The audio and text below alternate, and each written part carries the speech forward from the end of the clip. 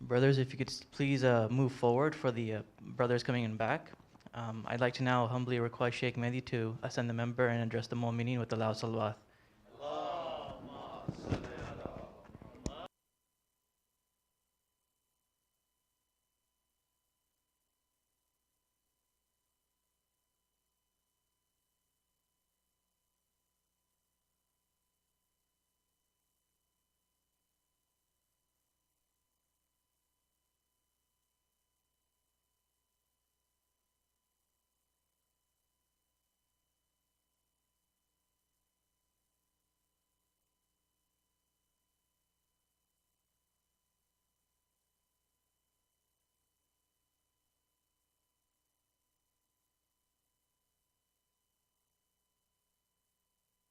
صل على محمد وآل محمد وعجل فرجهم.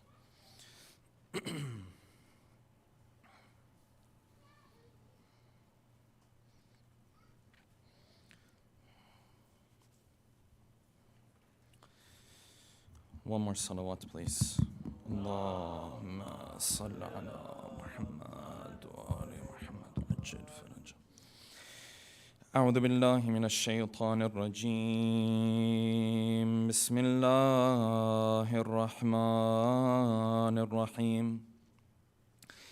الحمد لله رب العالمين،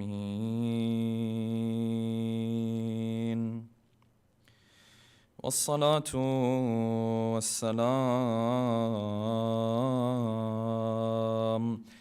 على سيدنا ونبينا وحبيب قلوبنا وشفيع ذنوبنا وطبيب نفوسنا أبي القاسم محمد. اللهم صل على محمد وعلى أهل بيته الطيبين الطاهرين، واللعنة الدائم على أعدائهم أجمعين. أما بعد، فقد قال الله الحكيم في محكم كتابه الكريم: أعوذ بالله من الشيطان الرجيم. ولما جاءهم كتاب من عند الله مصدق لما معهم وكانوا من قبل يستفتحون على الذين كفروا فلما جاءهم ما عرفوا كفروا به فلعنة الله على الكافرين.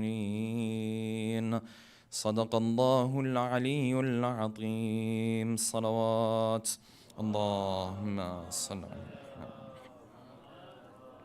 For the love of our beloved Prophet and his beloved progeny, please recite a second loud salawat. Allahumma salli ala Muhammad.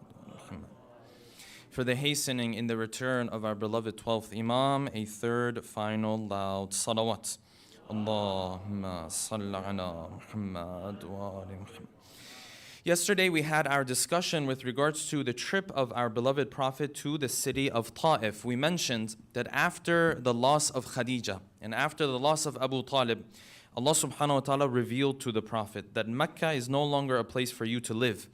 And because of this, the Prophet went around speaking to different tribes to see which of these tribes would give him protection, to go to them and for them to host him, so that from that tribe, from their city, he could then spread the message of Islam, because Mecca was no longer a place that he could live. And he went and he spoke with many tribes. All of them rejected the Prophet. This is where the Prophet now made his journey towards the city of Ta'if. That was very directly correlated and connected with the city of Mecca. Many of the people who lived in the city of Mecca, they owned gardens. They owned their resorts in the city of Ta'if, because Ta'if was known as the green city between Mecca and Medina. Medina was also pretty green, but Mecca was not green at all. It was extremely barren. So the Prophet went to Ta'if. He spoke to 3 of the elders. All 3 of them rejected the Prophet. They also asked the children to throw stones at him and rocks at him. And that was one of the days where the Prophet walked away bleeding. and he sat under the shade of the grapevine. And Addas came and spoke to him. And the one benefit that came out of the trip was that Addas, of course, converted to the religion of Islam. The Prophet returned back to Mecca, and the Muslimin or the Mushrikeen, they plotted to take the life of the Prophet on the night. And we mentioned how Shaitan was part of this brainstorming session. That as the different ideas came up, Shaitan told them, this is not a good idea, that is not a good idea. And they finally asked him, they said, what do you think we should do? He said, you should kill him, but all of you should kill him together, and that way they cannot fight you. They'll ask for blood money. And well, if they're asking for blood money, give them many multiple times of the normal blood money you would give for a normal individual. And Quraysh agreed to this. Allah subhanahu wa ta'ala sent the revelation to the Prophet, and he asked Ali ibn Abi Talib to sleep in his place on that night. And he mentioned to the first Imam that this test that I am going through, it's not just a test for you, it is a test for me too. The fact that I have to be willing to put you in danger, this is a test for me. And he likened this test to the test of Ibrahim and Ismail. And we know the Prophet head out to the cave of Thawr. He remained there for 3 days. And after 3 days, him and the first Khalifa, Abu Bakr, they started to head off with a guide of theirs towards the city of Mecca. This is where the Prophet gave the news to Ali that he has to go back in the city of Mecca and return the amanat, the things that people had entrusted him with. Because now he's leaving the city, the amanat that people had left with him, he has to give to them. And Ali ibn Abi Talib came into Medina and announced to people that whoever has any amana, anything that they had gifted to the Prophet, anything they had given to the Prophet that was staying with the Prophet, anyone who has any of those things, they can come to me and I will give them their amanat. This is where we ended our discussion. Now the journey of hijrah is going to continue for the Prophet and of course Ali ibn Abi Talib. And of course they are now going to make Medina their home away from their real home, which is Mecca. Tonight, inshallah, we'll delve into this discussion by posing the following questions. Number one, when the Prophet came to the area of Quba, why did he not enter in Medina? And what was he waiting for in the outskirts of Medina? Number two, what was the first step that the Prophet took towards building this Muslim community in Medina? Number three, which famous Jewish scholar was there who immediately when the Prophet came to Medina embraced the faith of the Prophet? And who was there who did not embrace his faith until the last of their days? Number four, what were the dynamics of the city of Medina and how were they different from the city of Mecca? Number five, what was the Prophet's approach to building places of worship and building masajid?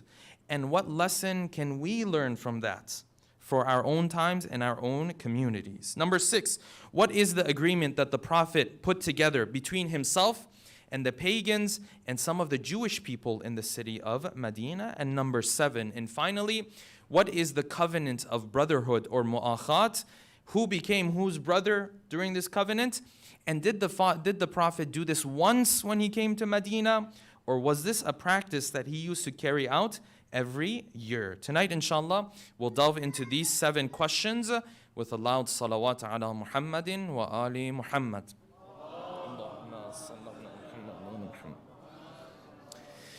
The Prophet comes into Quba, and we're going to pause here on the side of the Prophet because although he's made his way into Quba, there's someone who he left behind. In fact, there's multiple people that he left behind, and that was Ali ibn Abi Talib and the Fawatim. And so the narration says he wrote a letter to Ali ibn Abi Talib that now is the time to come. And he said, Ya Ali, when you are coming, I can give you the news that you are not going to be affected by the mushrikeen. They will come, but they will not be able to stop you. So Ali ibn Abi Talib knew that he had this protection. And he told him that you have to come and you should not stop on the way too much because there's a chance that they will catch up with you. Hence, Ali ibn Abi Talib starts his movement with this 3 fawatim that we mentioned yesterday. And of course, on his way out, 7 or 8 of the riders from Quraysh, they catch up with the Prophet or with Ali ibn Abi Talib. I say, where are you going? He said, I'm going to Medina. Now, his hijrah was different from the Prophet. The Prophet, he essentially sneaked out of Mecca, escaping with his life. Ali has made a very clear point to everybody. I'm going to Medina. It's a very different situation. He said, I'm going to Medina. I'm taking these women with me. There's a couple men with him as well, the guide and another person as well. They said, listen, we can't let you go. You have to come back to Mecca with us. He said, if I don't come back, what will you do? They said, well, we're going to force you, and then you're going to come back humiliated. And not only you're going to come back, you're going to be humiliated now too. And so the narration says, out of these 7 or 8, 2 of them came closer to the women. And they wanted to get them off the camels, right? And push them backwards. And Ali ibn Abi Talib now approached them. And one of them saw Ali coming. He struck Ali ibn Abi Talib. But before he could strike him, he moved and Ali struck him and wounded him deeply. And this put fear into the hearts of these people. And they said, you can't be doing this. You have to come back to Mecca with us. And Ali said a line that showed his bravery in that moment. He said, listen, I'm going to Medina, and whoever wants his flesh to be torn into pieces, he can come and try to stop me. Whoever wants an afriya lahmahu, whoever wants for me to tear him into pieces, he can come close. Otherwise, I'm going. And these 7 or 8, the fear that was in their hearts, they decided to move away because they saw one of their own severely wounded. They headed back. And Ali continued on this path. And the guide was rushing the camel, and Ali told him, you are not supposed to rush the camel. The Prophet has told me that we have protection. And many of us might sit there and say, well, Ali was already told he was given protection, so it's not a difficult thing. No, just because the Prophet tells you something, believing in what the Prophet told you are 2 completely different things. The Prophet can tell you a promise and say, listen, if the whole world comes to an end, you'll be fine. But believing in what the Prophet is saying is something else. When the danger is right there in front of you, you have to believe in what he said. And this is what Ali ibn Abi Talib did. Ali comes all the way to Quba, and the Prophet is in Quba. And the first Khalifa who had done the hijrah with the Prophet told the Prophet, he said, we're in Quba, we shouldn't be staying here. People in Medina are waiting for us. Let's just go to Medina. This is now on the outskirts of Medina. He said, let's go into Medina. People are waiting for you. People will be happy to see you. And the Prophet told him, he said, I cannot go into Medina. I am waiting for Ali to come. And until Ali comes, I will not enter into the city of Medina. And the first caliph left, and he went into the city of Medina by himself. And the Prophet waited in Quba. And history says, some say a week, 10 days, 2 weeks, there's different numbers. A short period of time, the Prophet is in Quba. But interestingly, even in this short period of time, the Prophet has already begun building this Muslim community. He's already begun working on this community. While he's in Quba, he is amongst a group of people by the name of, they have a longer tribe. This was a tribe that lived in that area. He was there with them. And they were hosting the prophets. And among the incidents that took place while the Prophet was in Quba was that his old friend As'ad ibn Zurara came back to him. For those who remember, As'ad was the first person who became a Muslim from Medina. And he helped the Prophet to come to Medina. The tribe that the Prophet was staying with was from the tribe of Aus. As'ad ibn Zurara and most of the early Muslims, they were from Khazraj. These 2 tribes had issues with each other. They had bad blood. For many years, they had bad blood. And these 2 tribes were going at it with each other. And then the Jewish tribes in Medina, which was the 3rd group, they used to take sides, depending on whose side they wanted to support. This was the dynamics of Medina. So As'ad ibn Zurara comes and tells the Prophet, he says, Ya Rasulullah, I'm so happy to see you, and I wanted to come sooner. But you see, you are staying with this other tribe. Pay attention. There's so many lessons to be learned from this.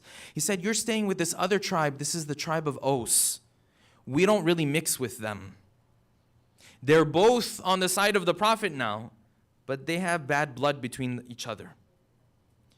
They said, Ya Rasulullah, we would have loved to come sooner. But you're staying with this tribe, we have bad blood with them. And the Prophet immediately starts to bring these people together. Look at the wisdom of the Prophet. The Prophet looked at As'ad. He said, As'ad, you have bad blood with these people. He said, yeah, I have bad blood with these people. The Prophet turned to this tribe that was hosting him, who was from Aus. He said, O people of Aus, will you give him immunity to come?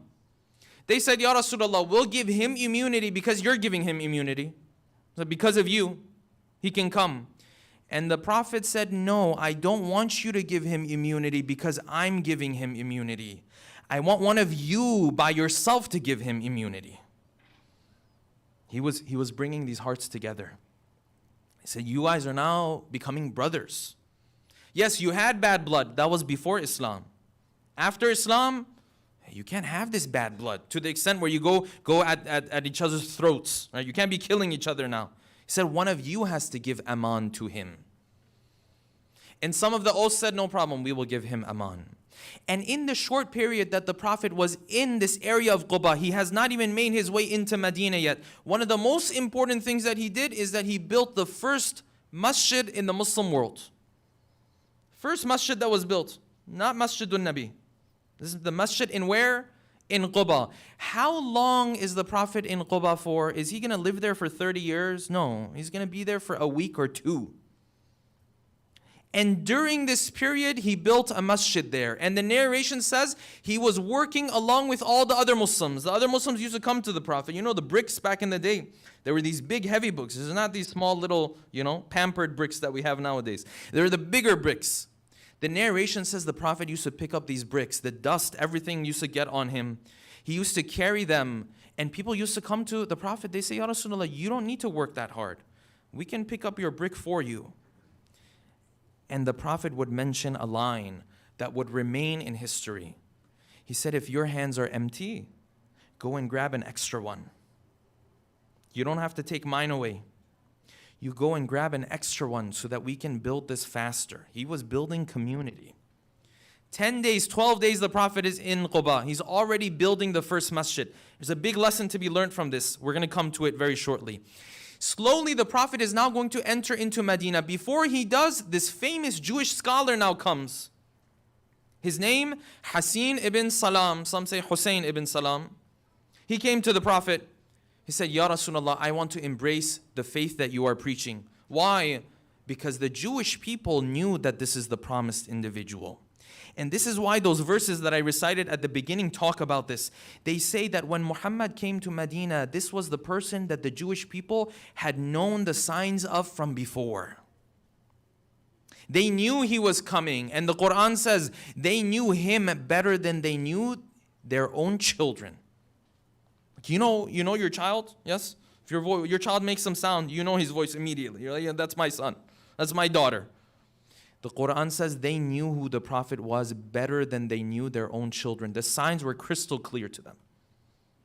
So Hussein comes, he embraces the faith. Then he says, Ya Rasulullah, keep me in your house. By the way, the Prophet at this point, he is not even in his own house. He's in the house of someone else by the name of Kulthum, this elderly man who is blind. He's staying with him. He tells the Prophet, I want to stay in your house and I want you to keep me in the back room. And in the back room, I want you to ask the other Jewish scholars to come. And ask them how they view me and what do they think of me. And they will tell you that they think very highly of me because I'm a very well-known Jewish scholar. And what he was planning to do was to get them to admit that they think very highly of him and then tell them that this person has embraced the faith of the Prophet, to see now what their reaction was going to be. You know, when you tell someone, you're like, what do you think about this guy? Like, oh, he's pretty good. You're like, even he said this. You're like, now you have to believe in it. They hid Hussein ibn Salam behind the doors, behind the room. The Jewish scholars all came. And the Prophet asked them, he said, what do you think about Hussein? Right? This is Hussein with a Sad. He said, what do you think about him? They said, he's one of our greatest scholars. Whatever he says, we trust. And the Prophet said, well, now I have come to tell you that he has in fact embraced the faith that I have brought to you. Because he has seen the signs of the promised prophet. That's why he's embraced this faith. And Hussein came out of the door. Hussein ibn Salam, he came out of the room and he said, here I am, I've embraced this faith. And immediately these Jewish scholars and tribes, they flipped. They said, no, we don't think so highly of him and we're not going to embrace this faith anyways. And the Quran says, these people before the Prophet came, they used to tell the pagans that a Prophet is going to come, we know his signs. They used to look forward to the Prophet coming. When the Prophet actually came and they had to hand over authority to him, they became kafir to him. فَلَمَّا عَرَفُوا فَلَمَّا جَاءَهُمْ مَا عَرَفُوا When that person came to them that they had known for years, كَفَرُوا بِهِ All of a sudden they became kafir to it. وَكَانُوا مِن قَبْلُ يَسْتَفْتِحُونَ عَلَى الَّذِينَ كَفَرُوا These same people, they were monotheists.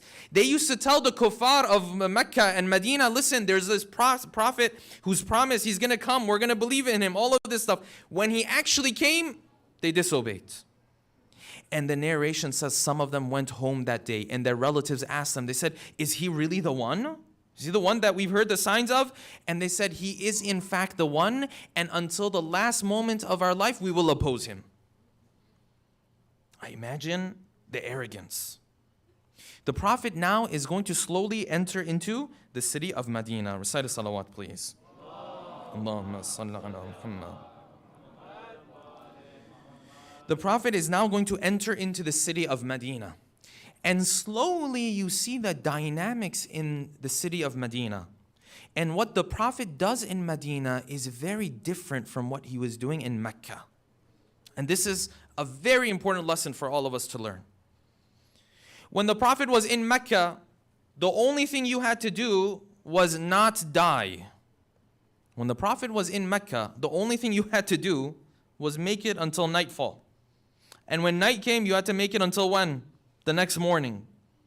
When the Prophet was in Mecca, if you just survived, if you just were able to get by, this was the greatest achievement. Because Mecca, the pressure was so severe.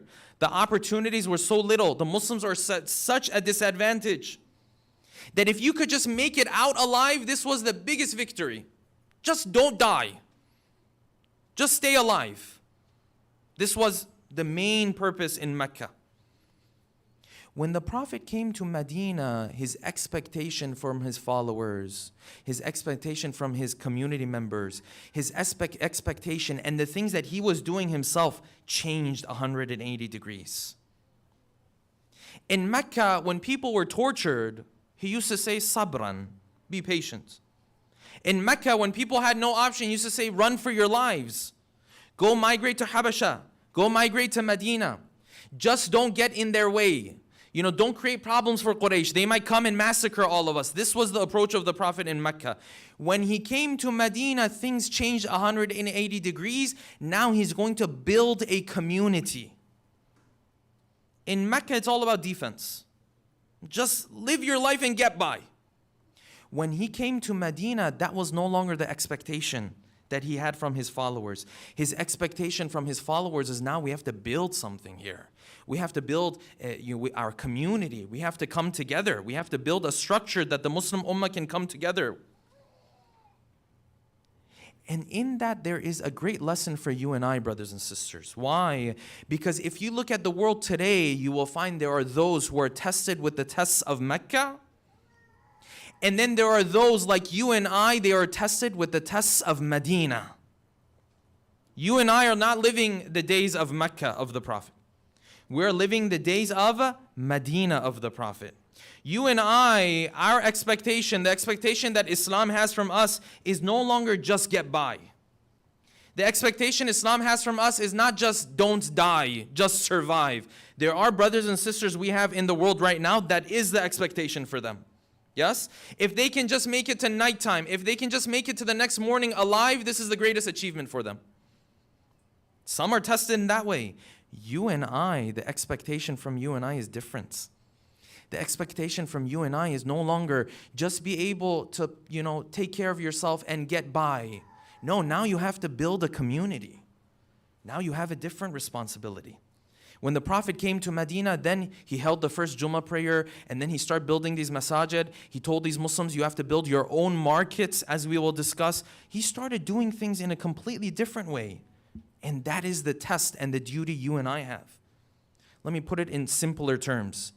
If you and I live in this part of the world, and Allah subhanahu wa ta'ala has blessed you with not having to worry about, am I going to live until tonight? And am I going to live until tomorrow? And am I going to be bombed? And am I not going to be this or that? And alhamdulillah, we don't have these issues. Alhamdulillah, it's a blessing of Allah subhanahu wa ta'ala. If that is the case, then we are living in the times of Medina, which means the Prophet has this expectation of us to come together and to build this community. The expectation is no longer, let me just make a living and not die. That was for Mecca. That's for some parts of the world. You see people, they are massacred every day. If they can make it alive until nighttime, that's the greatest achievement.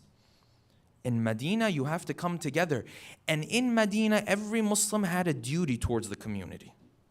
They had a role to play in this community. There was a contribution, and everyone's contribution was different. Everyone's contribution was different. And you and I, me and you, every single one of us have the same duty, and every single one of us has to ask ourselves, what is my contribution? The contributions are going to come in all forms and all shapes. Someone uses his connections. Someone uses his talents. Someone uses his wealth. Someone uses his time. Someone uses the compassion that he has. Someone uses the ability to connect with others. You might have a multitude of talents, but every single one of us has a role to play. Every single one of us has a contribution to make. And if you're living as a Muslim within this society, let me be 110% clear. There is a role and a contribution that is expected of you. What is that role and contribution? You have to figure that out. And for every person, it's going to be different. And if you're listening this, you're hearing this, here, online, wherever you might be hearing this, especially if you're younger, know that there's going to come a time where your contribution is needed, and know that Islam needs you, and know that the cause of Ahlul Bayt needs you. Don't ever go through life thinking, yes, I just have to take care of myself and that's it. No, this was for Mecca. Medina is different. We're living in Medina now. Islam needs you, and Islam needs your contribution and needs your role. What is that role going to be? How are you going to contribute? That's a question for you. And let that be your guiding star in life. Let that bring purpose to your life. That alhamdulillah, I'm building this career, wonderful, awesome. At what point and in what way and in what shape am I going to contribute and play this role? Let it be your North Star. And you might think, well, I have all these other things to worry about. This is going to add an extra obligation. This is not an extra obligation. This gives purpose to your life.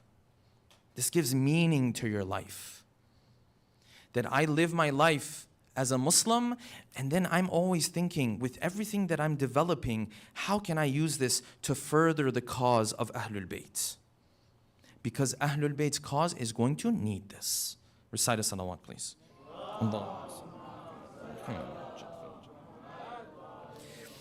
The dynamics have now changed between Mecca and Medina. The Prophet comes into Medina. It's no longer about surviving. Now he wants to build this community. The first Jummah is held. Interestingly enough, the first Jummah was held before the Prophet even came to Medina. He gave permission to some of those who had embraced the faith, who had come for Hajj, when they went back to Medina, for them to hold the first Friday prayer. But this is going to be the first Friday prayer that the Prophet now is going to lead. And then he takes the next step. The next step that he takes is he has to find a place to stay. Quba was a couple days, he just stayed somewhere, in the house of Kulthum. Kulthum was the name of a man and a woman. It was one of those, it could work for both genders, really. Now the Prophet comes into Medina. When he's coming into Medina now, he wants to figure out where he has to stay. And the narration says all of these Ansar, all the people of Medina are like, hey, the Prophet's staying with us. We're going to host him, because what an honor to host him. And the narration says the Prophet was on his camel, and this camel was making its way towards the alleys of Medina. And every tribe that it would pass by, they would almost appeal to the Prophet. Like, Ya Rasulullah, can you stay with us? And the Prophet would say, no, let the camel go. فَإِنَّهَا مَأْمُورَةٌ.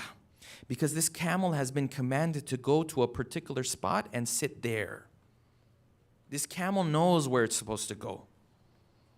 So the camel went and passed by this tribe, and the elders of this tribe who were extremely wealthy, and the Prophet was not willing to stay with any of them. So he wanted to see the command of Allah subhanahu wa ta'ala. Until finally this camel sat. When the camel sat, they looked around and said, whose house is this? Oh, this is the house of Abu Ayyub al-Ansari. This old poor man in Medina that no one cares about. No one even cares about him. And the camel sat by the house of Abu Ayyub al-Ansari.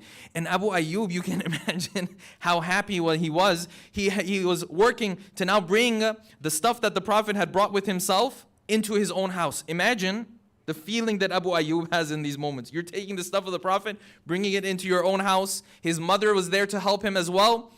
And the Prophet went into the house of this man. Everyone was like, oh my God, all these wealthy people. And he chose the house of Abu Ayyub. And Abu Ayyub started to host the Prophet. And they started to prepare food for the Prophet. And companions say, we remember those days when the Prophet still didn't have his own house in Medina. And we used to go and take food for him every day. Just imagine being the person who goes and brings food for the Prophet every day. Just picture what that's like. And the narration says there were many people who used to come to visit the Prophet, because now he's come to Medina, everyone wants to come and visit him. And every time people would come and visit him, even though the food that was brought there was not much, it was enough for everybody. Somehow, some way, everyone would walk away satiated. Their hunger was no problem. The Prophet settles in the house of Abu Ayyub al-Ansari. Okay, the Prophet has settled down. What's his first move? What's the first thing he's going to do here? The same thing he did in Quba. He's going to build a masjid. You're going to build another masjid? Say, yes, I'm going to build a masjid. And this is what Masjid al-Nabi was. And the narrations say again that the Prophet didn't sit in the corner. He was involved in the building of the masjid. And it says he had built this community and these bonds between these different individuals. Now, these individuals who are here are not one group. They're from three different groups. Some of them are Muhajirin. They just migrated from Mecca. Some of them are Ansar, but even that Ansar, some of them are Aus, some of them are Khazraj. Different people. But the Prophet brought all of them together. Why? Because they all had purpose. They had purpose. And the narration says the Prophet used to carry these bricks to build this masjid, and he used to recite poetry. And they used to recite poetry in response. And then the Prophet used to respond to them with his own poetry. And they used to say, لَإِنْ قَعَدْنَا وَالنَّبِيُّ يَعْمَلُ. If we sit and the Prophet is working, this is definitely a bad thing for us. Well, if the Prophet's working, we're going to be working with him. And then the narration says, as they were reciting these lines, that the Prophet would then respond to them. And he would recite in his own poetry. He said, لا عيش إلا عيش الآخرة. There's no life but the akhirah. Allahumma arham al-ansara wal-muhajara. Oh Allah, bless the Ansar and the Muhajirin. He's building community right now. He's bringing these hearts together. And he built this masjid. And interestingly enough, when he built the masjid, he did not build this masjid that was humongous and it was huge. No, he built this masjid that was proportional to the needs of Medina. That's a big lesson to learn here. He built this masjid that was proportional to the needs of Medina. And we read in history that as the community grew, his companions used to come to him and say, this is too small. We need to expand. And then again, we need to expand, and we need to expand. And you find the Prophet was keeping the standard that the people used to use for their own homes for the masjid. Because they came to the Prophet, and initially the masjid did not even have a ceiling. So the sun of Arabia, you can imagine what that does to you. They said, Ya Rasulullah, we have to put something together. So they took the leaves of the palm trees, they put them up, and the sun, it took care of the sun to a certain extent. But then the narration says there were other times it used to rain a little bit. And the rain would get through. And they would do sajda and the ground was a bit muddy. And they said, Ya Rasulullah, we need a ceiling for it. And the Prophet said, it has to be proportional. He said, let the ceiling remain this way. Why? You say, well, this is a poor standard. No, this is the standard of the people living at that time. And you find the approach of the Prophet to building masjids was a very unique one. A very unique one. One that I wish across our communities, across North America, we would have adopted. And that was what? The Prophet never was part of this camp that, yeah, the masjid is the last thing you have to worry about. What our community needs is more charity work. What our community needs is more educational work. What our community needs is more fun time. This was not the approach of the Prophet. The first thing he built was what? The masjid. Why? Because he knew that the masjid could serve many of these functions. Because he knew the masjid was that hub that people would come together around and it could serve many of these purposes. The masjid was a place of education for the Prophet. The masjid was a place of socialization for the Prophet. The masjid was a place of charitable work for the Prophet. How many times people came into the masjid, they were marrying each other, and this man would say, I have nothing to offer as the dowry. And the Prophet in the masjid would say, who's willing to take on his dowry? And someone would say, I'm willing to take on his dowry. And he'd say, Alhamdulillah, you're married. Happily ever after, done. The Prophet's importance he gave to the masjid was very much. Why? Because the masjid was just a place of worship? No, that was a piece of it. Because the masjid played a critical role, more than just the role of worship. It played a multitude of roles. It was a multifaceted phenomenon. It wasn't just this thing where you came and prayed and that was it. No, it was a place of charity. It was a place of education. It was a place where people would come visit one another, see one another, socialization. They built bonds here that they would never build anywhere else. And this is the approach of the Prophet towards the masjid. And he also never fell into the other extreme. One extreme is, oh, we don't need this masjid. We need more charity work. No, this masjid will become a hub that can fund many charitable projects. If you bring this community together, this masjid can play a critical role. He also didn't fall into the other extreme. That let me go spend and spend and spend on this masjid and make it this huge thing, right? And have the most expensive things, and then later on I'll worry about what role it's going to play in my community. And then later on I'll worry about how it's going to educate my community. And then later on I'll worry about how it's going to help charitable work. This wasn't his approach either. It was a very moderate approach that the Prophet took. And I wish we would have adopted this. When I speak of this, I speak in terms of our communities in general across North America. Very little do you see this approach, very little. But when you do see this approach, then you see the fruits of a masjid. A masjid, when done right, can offer fruits that no other structure or organization can offer. Nothing else comes close to a masjid, nothing. And the best proof for it is exactly what the Prophet did. He does not even have his own home, and he built the masjid. And this is a lesson to be learned from the life of our Prophet. Recite salawat, please. Amongst the other steps that the Prophet took in building this community is that one day he went to the markets of Medina. And Medina had multiple markets. And when he went to this market, he found that in this market, the Jewish tribes, they do a lot of the buying and selling. And he saw in this market there are practices that are not acceptable. So the narration says the same day he went to another part of Medina that was empty. He took his foot and he drew over the sand. And he said, this is where we're going to build a new market. And this market, those practices are not going to apply to it. He's building community now. And amongst the other steps that he took, which was extremely critical from a historical perspective, was a covenant that he put between himself, some of the Jewish people in Medina, and the pagans. And this was a covenant that would bring together all of Medina. That covenant was what? The Prophet put together this covenant and this agreement, and he said, from now on, we are one body. And you know the words that Ibn Hisham has narrated in his book, it says we are all one ummah. That's a heavy word to use when there are people who are pagans, when there are people who are of the Jewish faith. Yes? He means from a political perspective, social perspective, we all are part of one ummah. And this is called, some have called it the Constitution of Medina. Some have called it the Covenant of Medina. Extremely critical. And in this covenant he mentions multiple tribes. Then he says, if any of these tribes is going to go to war, we're going to go to war with them. And if any of these tribes accepts peace, we're going to accept peace with them. And now Medina is going to be a haram. You can't fight in Medina. And now in this city, when the Jewish tribes need financial help, we are going to help them. And when we need financial help, they are going to help us. See the approach? It's easy to destroy things. It's easy to knock things down. Putting stuff together, bringing people together, that's tough. And that is the beauty of what the Prophet did. And amongst the things that they agreed to in this covenant, they said whenever there is a disagreement, you have to come to the religious courts. The Prophet will be in charge to decide. And we know from history that when the Jewish tribes had their own disagreements, he would say, based on your laws, this is the ruling.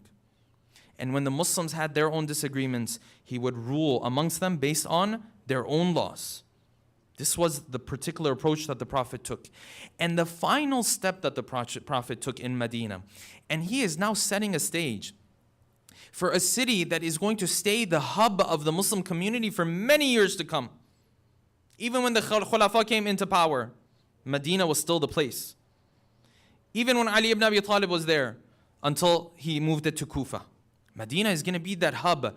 Amongst those other things that the Prophet did was that he built this relationship of brotherhood between the Muhajirin and Ansar, and amongst the Ansar, between Aus and Khazraj. And he said, today you are going to be brothers of one another. And he started to pair them with one another. And the narration says that the Muslims took this so seriously that in the battlefield, when they knew they were going to go into the battlefield and there was a chance they weren't going to come back, they would find that brother of theirs that they had the brotherhood with, and they would do their will to him. They would do their wasiyah to him. You're going to be the one who's going to take care of my family. You're going to be the one who's going to look after my loved ones. You're going to be the one who's going to implement my will. And famously, the Prophet did this pairing between individuals. And when you look in history, you find that he made this pairing between individuals sometimes that didn't even necessarily come from the same background, from very different backgrounds. But the Prophet paired them with one another. Until the point came where everyone had been paired. And Ahmad ibn Hanbal narrates this. He says, Ali came to the Prophet and he said, Ya Rasulullah, you gave everyone a brother and you left me alone. And the Prophet said, no, Ya Ali. You are my brother and I am your brother. Recite a salawat, please. Allahumma salli ala Muhammad wa ala Muhammad. And Ali now became the brother of the Prophet. And interestingly enough, every year, as there were more people who are now joining Medina, there were more people who were coming into Medina, this covenant of brotherhood would happen again and again.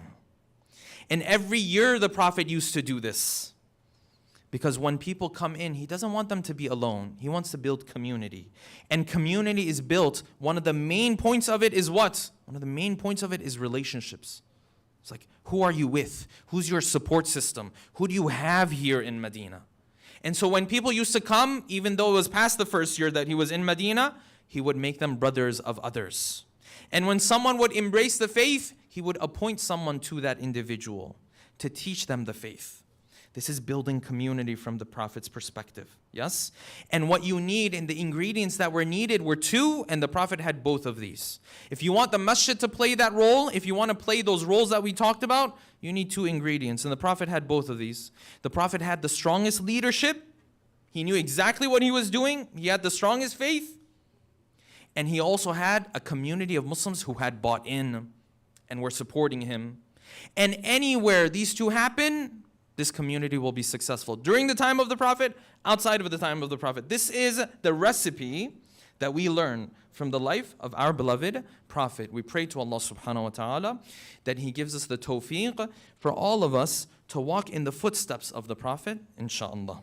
We'll take a moment to recite Surah Al-Fatiha for all of your marhumin and marhumat, especially the marhumin and marhumat of the sponsors of tonight's program from our community as well as the St. Louis community, with a loud salawat ala Muhammadin wa ali Muhammad. Allahumma salli ala Muhammad wa ala Muhammad. Bismillah ar-Rahman ar-Rahim.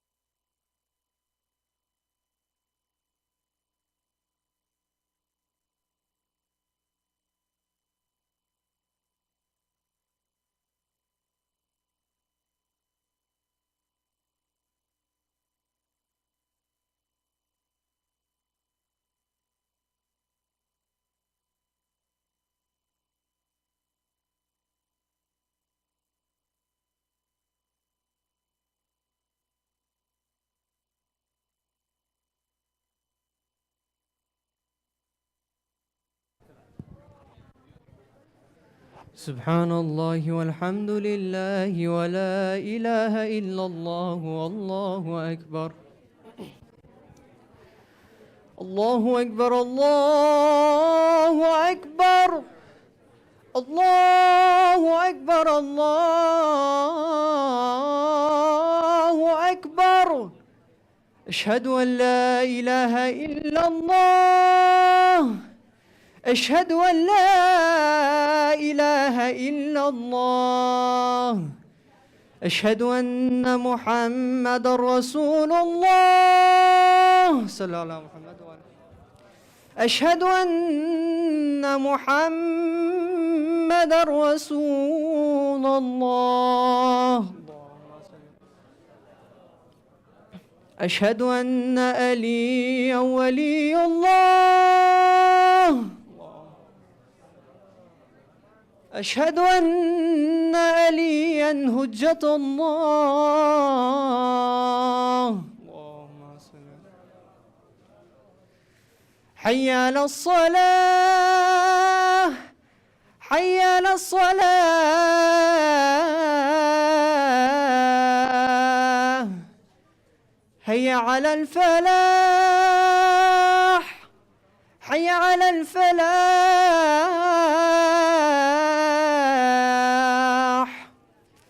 حي على خير العمل حي على خير العمل. الله أكبر الله أكبر. لا إله إلا الله لا إله إلا الله.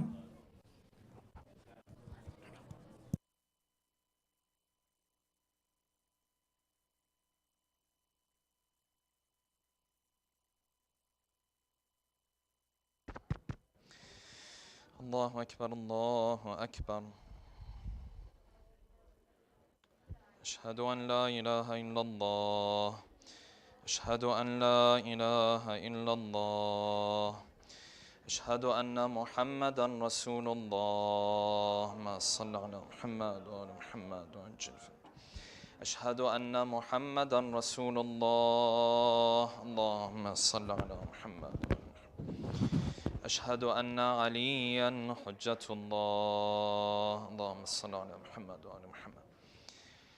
حي على الصلاة حي على الصلاة حي على الفلاح حي على الفلاح حي على خير العمل حي على خير العمل.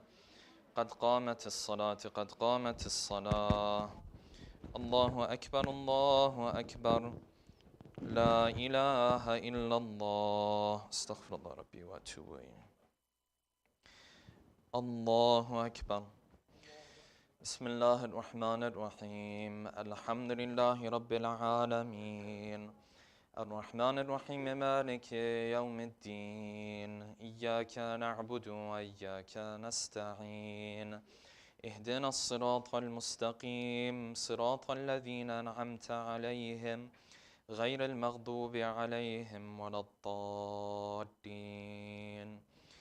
بسم الله الرحمن الرحيم. قل هو الله أحد الله الصمد لم يلد ولم يولد ولم يكن له كفوا أحد. الله أكبر. سبحان ربي العظيم وبحمده سمع الله لمن حمده. الله أكبر. سبحان ربي الأعلى وبحمده. الله أكبر الله أكبر. سبحان ربي الأعلى وبحمده. الله أكبر. بحول الله وقوته أقوم وأقعد. بسم الله الرحمن الرحيم. الحمد لله رب العالمين الرحمن الرحيم مالك يوم الدين إياك نعبد وإياك نستعين اهدنا الصراط المستقيم صراط الذين أنعمت عليهم غير المغضوب عليهم ولا الضالين. بسم الله الرحمن الرحيم قل هو الله أحد الله الصمد لم يلد ولم يولد ولم يكن له كفوا أحد الله أكبر اللهم صل على محمد وآل محمد اللهم ارزقنا توفيق الطاعة وبعد المعصية اللهم عجل لوليك الفرج اللهم اغفر للمؤمنين والمؤمنات والمسلمين والمسلمات الله أكبر سبحان ربي العظيم وبحمده سمع الله لمن حمده الله أكبر سبحان ربي الأعلى وبحمده الله أكبر الله أكبر سبحان ربي الأعلى وبحمده الله أكبر أشهد أن لا إله إلا الله وحده لا شريك له وأشهد أن محمدا عبده ورسوله اللهم صل على محمد وآل محمد وتقبل شفاعته وارفع درجته بحول الله وقوته أقوم وأقعد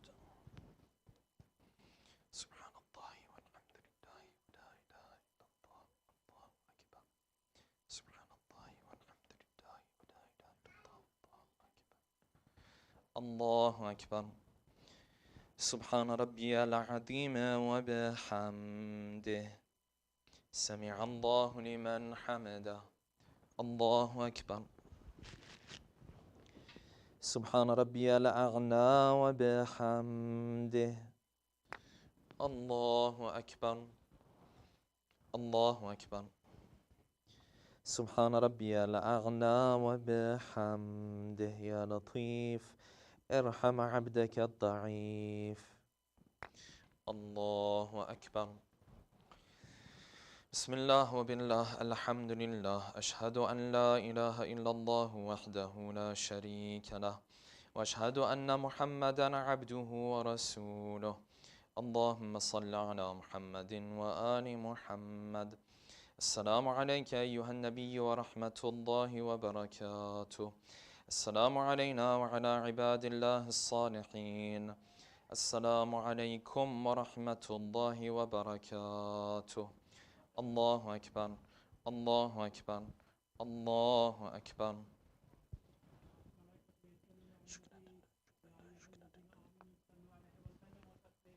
اللهم صل على محمد وآل محمد اللهم صل على محمد وآل محمد اللهم صل على محمد وآل محمد لا إله إلا الله لا إله إلا الله لا إله إلا الله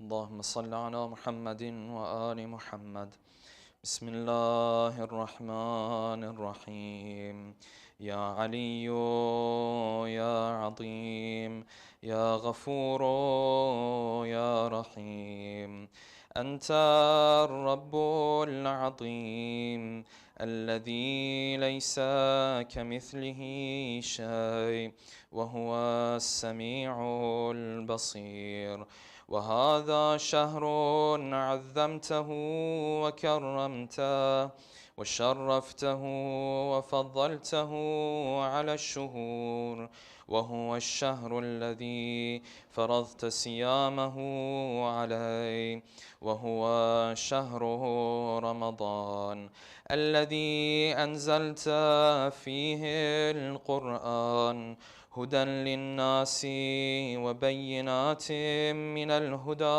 والفرقان، وجعلت فيه ليلة القدر وجعلتها خيرا من 1000 شهر، فيا ذا المن ولا يمن عليك، من علي بفكاك رقبتي من النار فيمن تمن عليه، وأدخلنه الجنة برحمتك يا أرحم الراحمين. اللهم صل على محمد وعلى محمد وعجل فرجه. الله أكبر الله أكبر. أشهد أن لا إله إلا الله، أشهد أن لا إله إلا الله، أشهد أن محمدا رسول الله. اللهم صل على محمد وعلى محمد. أشهد أن محمدا رسول الله. اللهم صل على محمد وعلى محمد. أشهد أن عليا حجة الله. اللهم صل على محمد وعلى محمد. حي على الصلاة، حي على الصلاة، حي على الفلاح، حي على الفلاح، حي على خير العمل، حي على خير العمل. قد قامت الصلاة، قد قامت الصلاة. الله أكبر الله أكبر. لا إله إلا الله. استغفر الله. الله أكبر. بسم الله الرحمن الرحيم. الحمد لله رب العالمين، الرحمن الرحيم، مالك يوم الدين، إياك نعبد وإياك نستعين، اهدنا الصراط المستقيم، صراط الذين أنعمت عليهم غير المغضوب عليهم ولا الضالين. بسم الله الرحمن الرحيم. قل هو الله أحد الله الصمد لم يلد ولم يولد ولم يكن له كفوا أحد. الله أكبر. سبحان ربي العظيم وبحمده. سمع الله لمن حمده. الله أكبر. سبحان ربي الأعلى وبحمده.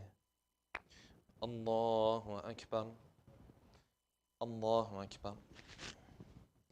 سبحان ربي الأعلى وبحمده. الله أكبر. بحول الله وقوته أقوم وأقعد. بسم الله الرحمن الرحيم. الحمد لله رب العالمين، الرحمن الرحيم، مالك يوم الدين، إياك نعبد وإياك نستعين، اهدنا الصراط المستقيم، صراط الذين أنعمت عليهم غير المغضوب عليهم ولا الضالين. بسم الله الرحمن الرحيم. والعصر إن الإنسان لفي خسر إلا الذين آمنوا وعملوا الصالحات وتواصوا بالحق وتواصوا بالصبر. الله أكبر. اللهم صل على محمد وآل محمد. اللهم ارزقنا توفيق الطاعة وبعد المعصية. اللهم عجل لوليك الفرج. اللهم اغفر للمؤمنين والمؤمنات والمسلمين والمسلمات. الله أكبر. سبحان ربي العظيم وبحمده. سمع الله لمن حمده. الله أكبر. سبحان ربي الأعلى وبحمده. الله أكبر. الله أكبر. سبحان ربي الأعلى وبحمده. الله أكبر. أشهد أن لا إله إلا الله وحده لا شريك له، وأشهد أن محمدا عبده ورسوله. اللهم صل على محمد وآل محمد وتقبل شفاعته وارفع درجته. بحول الله وقوته أقوم وأقعد. سبحان الله والحمد لله ولا إله إلا الله والله أكبر. سبحان الله والحمد لله ولا إله إلا الله والله أكبر. لا إله إلا الله. الله أكبر. سبحان ربي العظيم وبحمده. سمع الله لمن حمده. الله أكبر. سبحان ربي الأعلى وبحمده. الله أكبر. الله أكبر. سبحان ربي الأعلى وبحمده. الله أكبر. بحول الله وقوته أقوم وأقعد. سبحان الله والحمد لله ولا إله إلا الله والله أكبر. سبحان الله والحمد لله ولا إله إلا الله والله أكبر. سبحان الله والحمد لله ولا إله إلا الله والله أكبر. الله أكبر. سبحان ربي العظيم وبحمده. سمع الله لمن حمده. الله أكبر. سبحان ربي الأعلى وبحمده. الله أكبر. الله أكبر. سبحان ربي الأعلى وبحمده. يا لطيف ارحم عبدك الضعيف. الله أكبر. بسم الله وبالله الحمد لله. أشهد أن لا إله إلا الله وحده لا شريك له، وأشهد أن محمدا عبده ورسوله. اللهم صل على محمد وآل محمد. السلام عليك أيها النبي ورحمة الله وبركاته. السلام علينا وعلى عباد الله الصالحين. السلام عليكم ورحمة الله وبركاته. الله أكبر. الله أكبر. الله أكبر.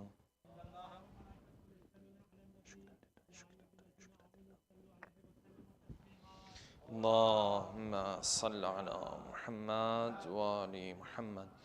اللهم صل على محمد وآل محمد. اللهم صل على محمد وآل محمد. لا إله إلا الله. لا إله إلا الله. لا إله إلا الله.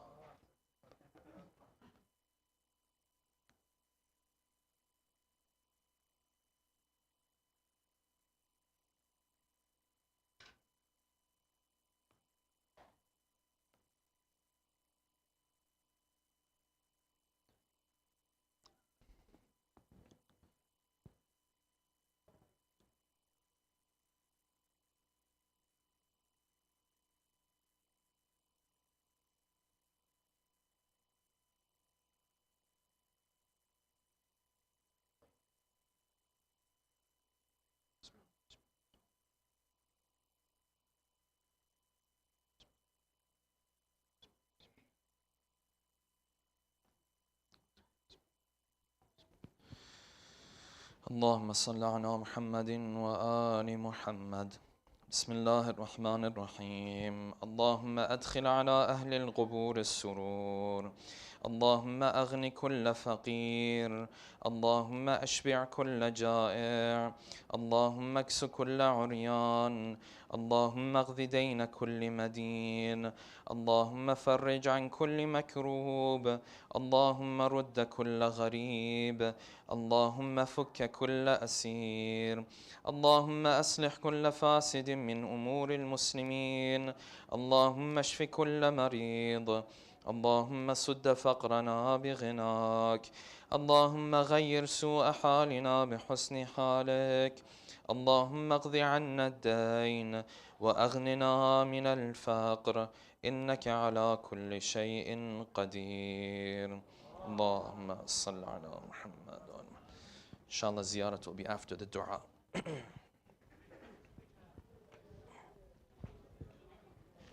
Brothers and sisters, inshallah, if you're staying for dinner, iftari with us, please have a seat. Inshallah, dastakhans are being placed down. And if you're going to be leaving, then iftari has already been prepared. You can grab a bag and you can continue. Again, brothers and sisters, if you can please have a seat next to the sufra that's being laid down for you. And inshallah, we will pass out your iftari.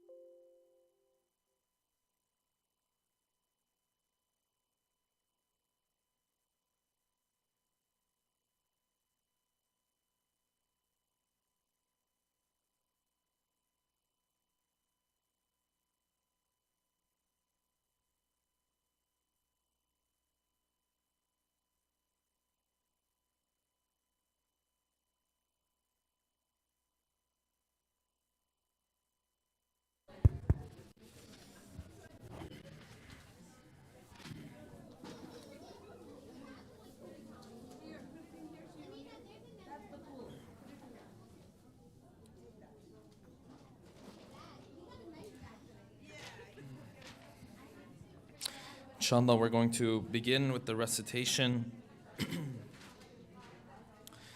of Dua al-Mujir. Before we begin, let us take a moment to recite a loud salawat. Allahumma salli ala Muhammad wa ali Muhammad.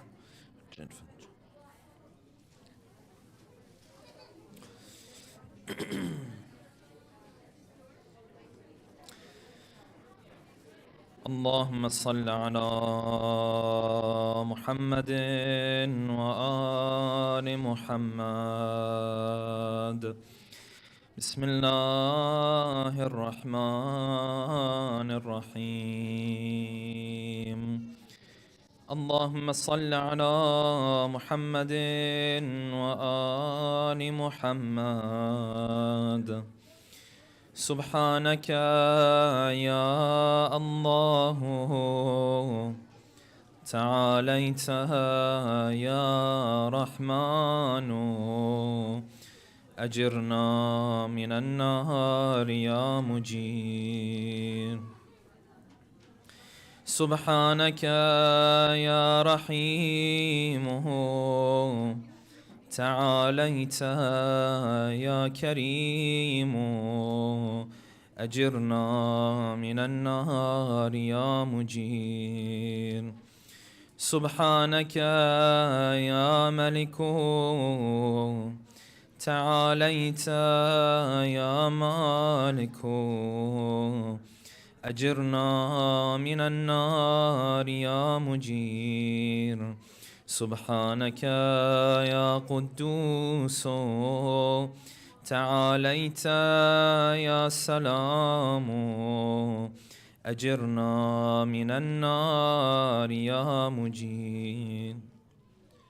سبحانك يا مؤمن تعاليت يا مهيمن أجرنا من النار يا مجير. سبحانك يا عزيز تعاليت يا جبار أجرنا من النار يا مجير.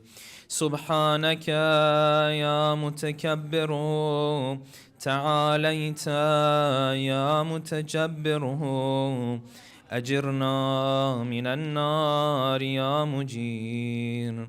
سبحانك يا خالق تعاليت يا بارئ أجرنا من النار يا مجير. سبحانك يا مصور تعاليت يا مقدر أجرنا من النار يا مجير. سبحانك يا هادي تعاليت يا باقي أجرنا من النار يا مجير. سبحانك يا وهاب تعاليت يا تواب أجرنا من النار يا مجير. سبحانك يا فتاح تعاليت يا مرتاح أجرنا من النار يا. سبحانك يا سيدي تعاليت يا مولاي أجرنا من النار يا مجير.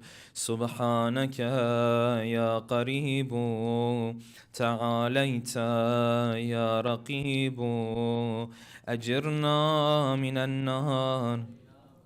Everyone. سبحانك يا مبدئ تعاليت يا معيد أجرنا من النار يا مجير. سبحانك يا حميد تعاليت يا مجيد أجرنا من النار يا.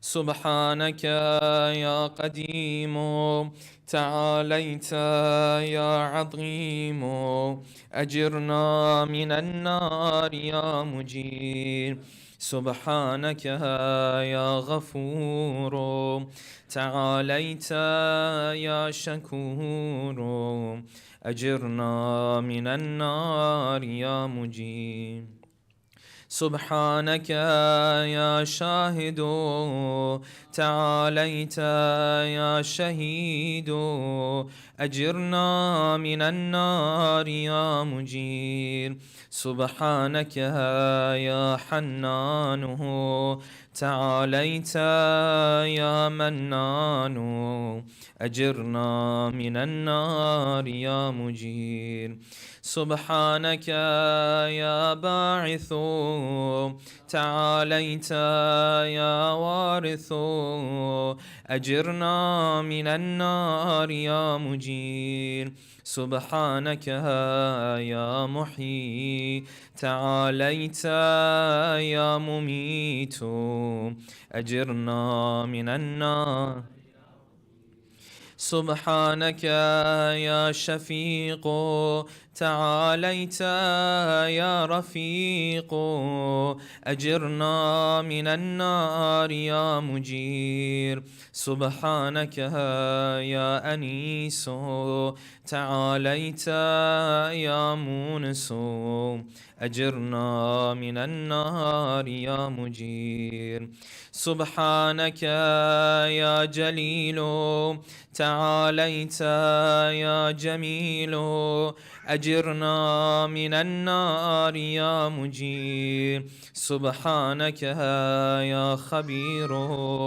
تعاليت يا بصير أجرنا من النار سبحانك يا حفي تعاليت يا ملي أجرنا من النار يا مجير سبحانك يا معبود تعاليت يا موجود أجرنا من النار يا مجير سبحانك يا غفار تعاليت يا قهار أجرنا من النار يا مجير سبحانك يا مذكور تعاليت يا مشكور أجرنا من النار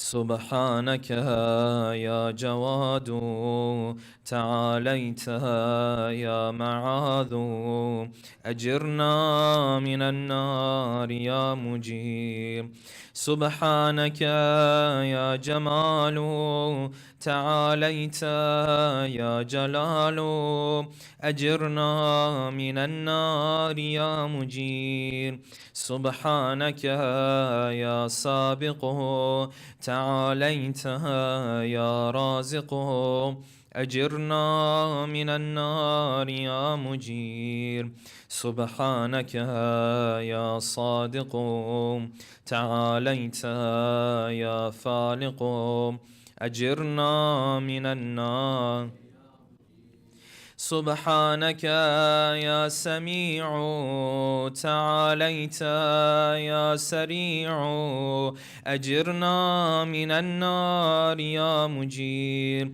سبحانك يا رفيع تعاليت يا بديع أجرنا من النار يا مجير سبحانك يا فعال تعاليت يا متعال أجرنا من النار يا مجير سبحانك يا قاضي تعاليت يا راضي أجرنا من النار سبحانك يا قاهر تعاليت يا طاهر أجرنا من النار يا مجير. سبحانك يا عالم تعاليت يا حاكم. أجرنا من النار يا سبحانك يا دائم تعاليت يا قائم. أجرنا من النار يا مجير. سبحانك يا عاصم تعاليت يا قاسم. أجرنا من النار يا مجير. سبحانك يا غني تعاليت يا مغني. أجرنا من النار يا مجير. سبحانك يا وفي تعاليت يا قوي. أجرنا من النار. سبحانك يا كافي تعاليت يا شافي. أجرنا من النار يا مجير. سبحانك يا مقدم تعاليت يا مؤخر. أجرنا من النار يا مجير. سبحانك يا أول تعاليت يا آخر. أجرنا من النار يا مجير. سبحانك يا ظاهر تعاليت يا باطن. أجرنا من النار. سبحانك يا رجاء تعاليت يا مرتجى. أجرنا من النار يا سبحانك يا ذا المن تعاليت يا ذا التول. أجرنا من النار يا مجير. سبحانك يا حي تعاليت يا قيوم. أجرنا من النار يا مجير. سبحانك يا واحدهم تعاليت يا أحد. أجرنا من النار يا مجير. سبحانك يا سيد تعاليت يا صمد. أجرنا من النار يا مجير. سبحانك يا قدير تعاليت يا كبير. أجرنا من النار. سبحانك يا والي تعاليت يا عالي. أجرنا من النار. سبحانك يا علي تعاليت يا أعلى. أجرنا من النار يا مجير. سبحانك يا ولي تعاليت يا مولى. أجرنا من النار يا سبحانك يا ضارئ تعاليت يا بارئ. أجرنا من النار يا مجير. سبحانك يا خافض تعاليت يا رافع. أجرنا. سبحانك يا مقسطه تعاليت يا جامع. أجرنا من النار يا مجير. سبحانك يا معز تعاليت يا مذل. أجرنا من النار. سبحانك يا حافظ تعاليت يا حفيظ أجرنا من النار يا مجير سبحانك يا قادر تعاليت يا مقتدر أجرنا من النار سبحانك يا عليم تعاليت يا حليم أجرنا من النار يا مجير سبحانك يا حكم تعاليت يا حكيم أجرنا من النار سبحانك يا معطي تعاليت يا مانع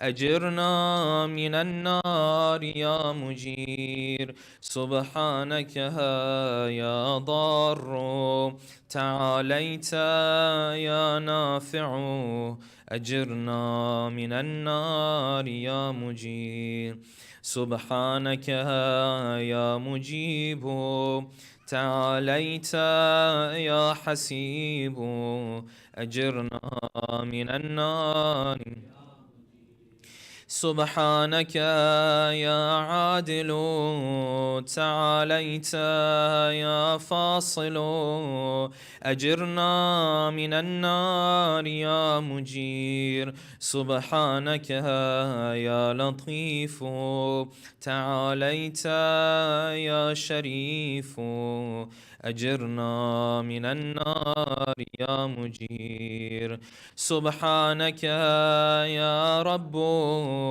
تعاليت يا حق أجرنا من النار يا مجير سبحانك يا ماجد تعاليت يا واجد أجرنا من النار يا سبحانك يا عفو تعاليت يا منتقم أجرنا من النار يا مجير سبحانك يا واسع تعاليت يا موسع أجرنا من النار سبحانك يا رؤوف تعاليت يا عطوف أجرنا من النار سبحانك يا فرد تعاليت يا وتر أجرنا من النار يا مجير سبحانك يا مقيت تعاليت يا محيط أجرنا من النار سبحانك يا وكيل تعاليت يا عدل أجرنا من النار يا مجير سبحانك يا مبين تعاليت يا متين أجرنا من النار يا سبحانك يا بر تعاليت يا ودود أجرنا من النار يا مجير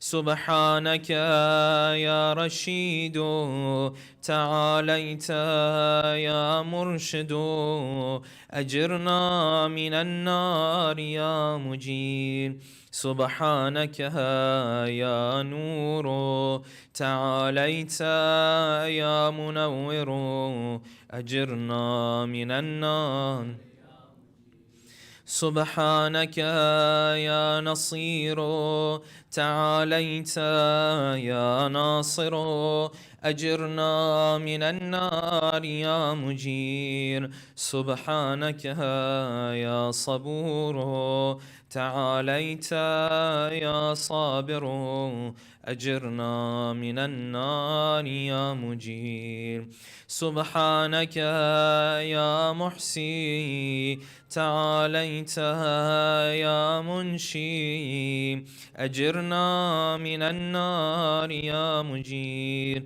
سبحانك يا سبحان تعاليت يا ديان أجرنا من النار يا سبحانك يا مغيث تعاليت يا غياث أجرنا من النار سبحانك يا فاطر تعاليت يا حاضر أجرنا من النار يا مجير سبحانك يا ذا العز والجمال تباركت يا ذا الجبروت والجلال سبحانك لا إله إلا أنت سبحانك إني كنت من الظالمين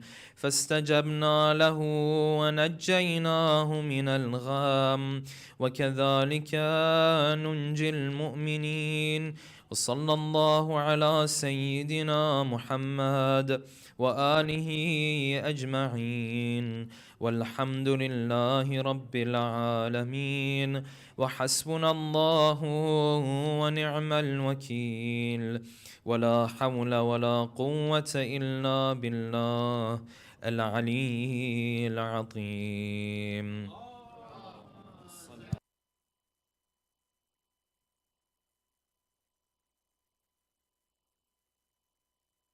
زيارة